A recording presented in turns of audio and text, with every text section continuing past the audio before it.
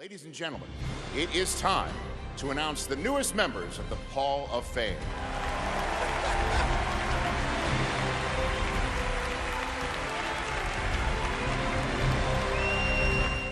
Hey, buddy, watch this.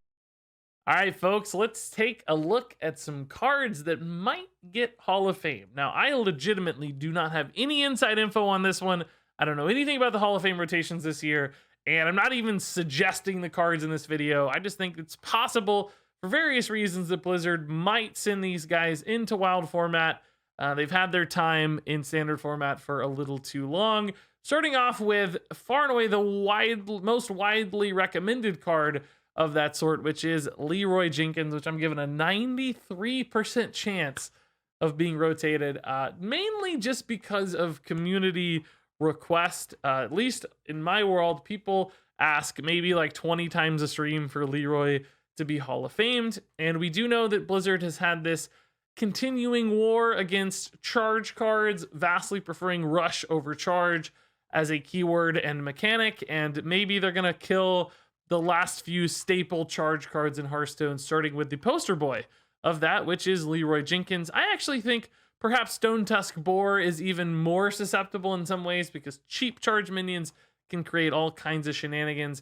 But nonetheless, Leroy Jenkins is the one that's most representative of charge, the one that probably ends more games than any other card, and perhaps frustrates players more than anything else.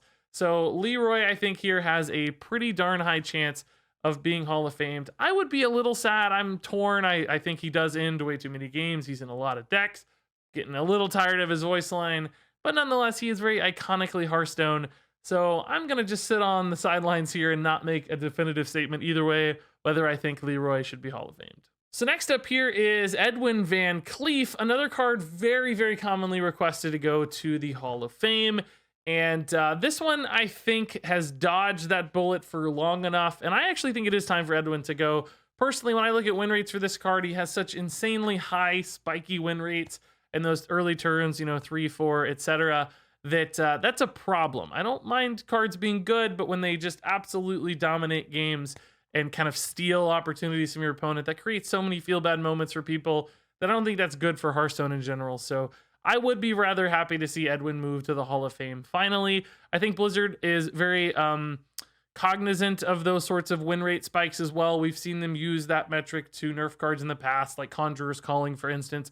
Anything that gets above that like 65, 70% win rate on an early turn is problematic to them. And since Edwin has been an example of that for a long time, I think he might have a chance of going. I gave him an 82% here. They've avoided it for a while, so it's not super high, but nonetheless, you might miss your boy Edwin soon. Moving on here to Unleash the Hounds. This one might surprise people a little bit, but I think there's a halfway decent chance this card gets Hall of Famed. Again, here we have a keyword Blizzard doesn't seem to like in charge, but beyond that, Unleash the Hounds is just better than charge because it creates all these crazy damage potentials, particularly now with Quest Hunter and their hero power buffing Hounds for just ridiculous outputs in combination with Leroy Jenkins, by the way, for all kinds of crazy bursts from hand. And they can certainly do more than like 14 for cards like Force of Nature Savage Roar back in the old day that was apparently a problem.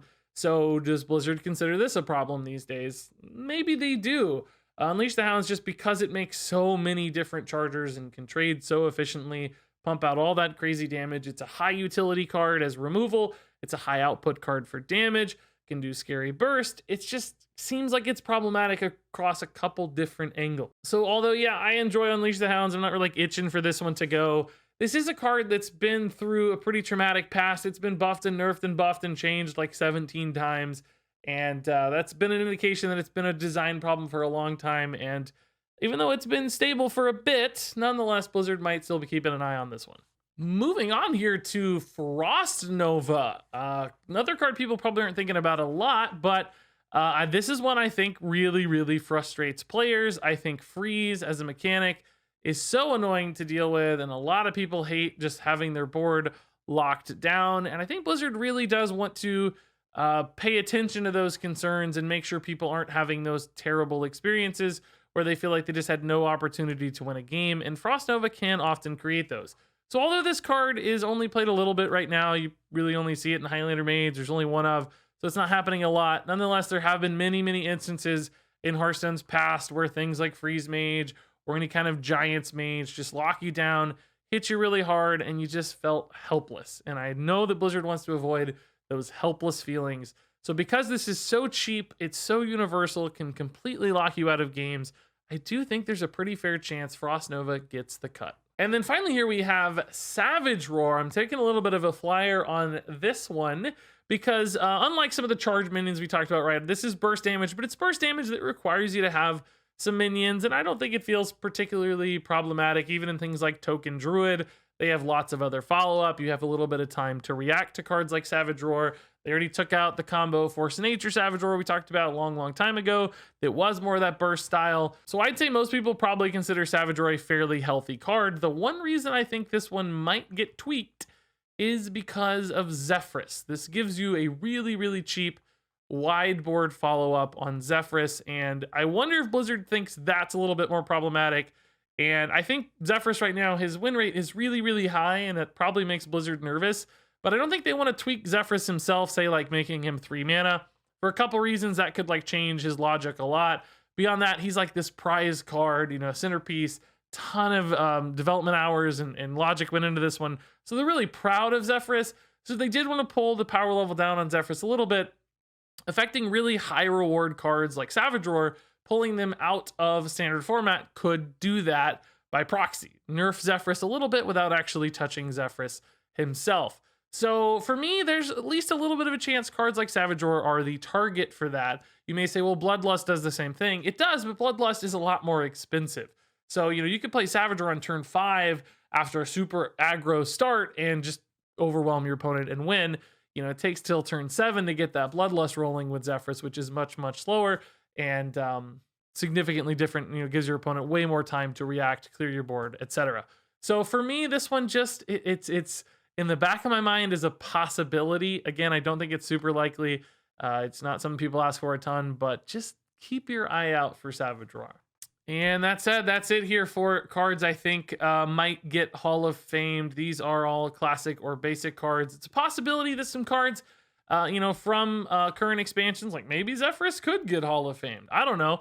I'm curious what cards you guys think are possible targets for the Hall of Fame. What did I miss here? What do you really want to see Hall of Fame? What are you absolutely sick of, whether it's old or new? Share those thoughts in the comments below. But until then, thanks much for watching. And until next time, game on.